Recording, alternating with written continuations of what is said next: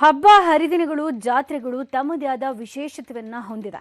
ನೂರಾರು ವರ್ಷಗಳಿಂದ ನಡ್ಕೊಂಡು ಬಂದ ಜಾತ್ರೆ ಹಾಗೂ ಸಂಪ್ರದಾಯವನ್ನ ಇಂದಿಗೂ ಆಚರಿಸಿಕೊಂಡು ಬರಲಾಗ್ತಾ ಇದೆ.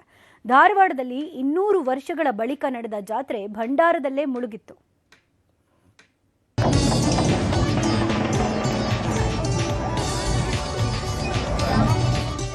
ರಸ್ತೆ ತುಂಬೆಲ್ಲ ಹಳದಿ ಬಣ್ಣದ ಓಕುಳಿ, ಪರಸ್ಪರ ಭಂಡಾರ ಎರಚಿ ಸಂಭ್ರಮಿಸುತ್ತಿರೋ ಜನರು, ಬಣ್ಣದೋಕುಳಿ ಮಧ್ಯೆ ದೇವಿಯರ ಪಲ್ಲಕ್ಕಿ ಹೊತ್ತು ಸಾಗುತ್ತಿರೋ ಭಕ್ತರು. ಇದು ಬರೋಬ್ಬರಿ 200 ವರ್ಷಗಳ ನಂತರ ಧಾರವಾಡ ನಗರದಲ್ಲಿ ಕಂಡುಬಂದ ದೃಶ್ಯಗಳು.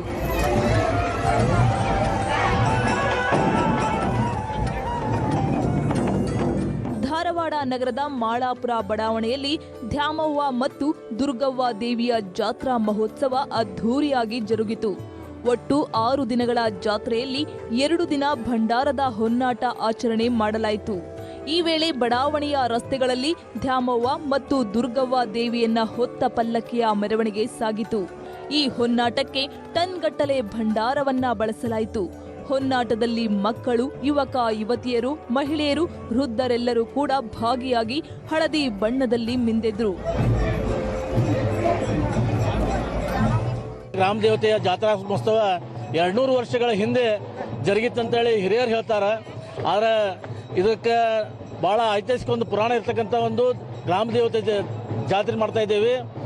ಈಗ 11 ದಿವಸಗಳ ಕಾಲ ಹಾಗೆ ಸತತವಾಗಿ ಇಲ್ಲಿ ಅನ್ನಪ್ರಸಾದ ಹಾಗೂ ದೇವಿಯ ಪುರಾಣ ಆಗುವುದಾಗಲಿ, ಆಮೇಲೆ ಮತ್ತು ನಾವೆಲ್ಲರೂ ಊರನ್ನ ಹಿರಿಯರೆಲ್ಲ ಸೇರಿ ಒಂದು ವಿಜೃಂಭಣೆಯಿಂದ ಇವತ್ತು ಗ್ರಾಮ ದೇವತೆ ಜಾತ್ರೆಯನ್ನು ಆಚರಣೆ ಮಾಡ್ತಾ ಇದ್ದೇವೆ.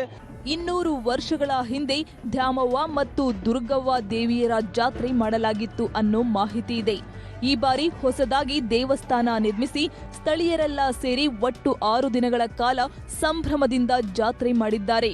ಗ್ರಾಮ ದೇವತೆಯರ ಜಾತ್ರೆ ಮಾಡಿದ್ರೆ ಸಂಪ್ರೀತರಾಗಿ ತಮ್ಮ ಸಂಕಷ್ಟಗಳಿಗೆ ಮುಕ್ತಿ ನೀಡುತ್ತಾರೆ ಅನ್ನೋದು ಜನರ ನಂಬಿಕೆ.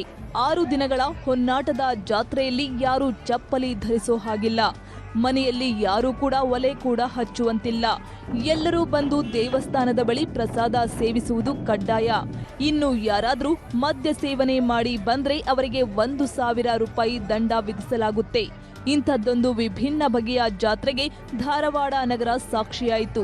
ಐತಿಹಾಸಿಕ ಒಂದು ದೇವಸ್ಥಾನ ಆಗಿರೋದ್ರಿಂದ ಒಂದು 200 ವರ್ಷದ ಕಾಲ ಇದು ಯಾವುದೋ ಒಂದು ಜಾತ್ರೆ ಆಗಿದ್ದು ಯಾವುದೂ ನೋಡಿರ್ಕಿಲ್ಲ.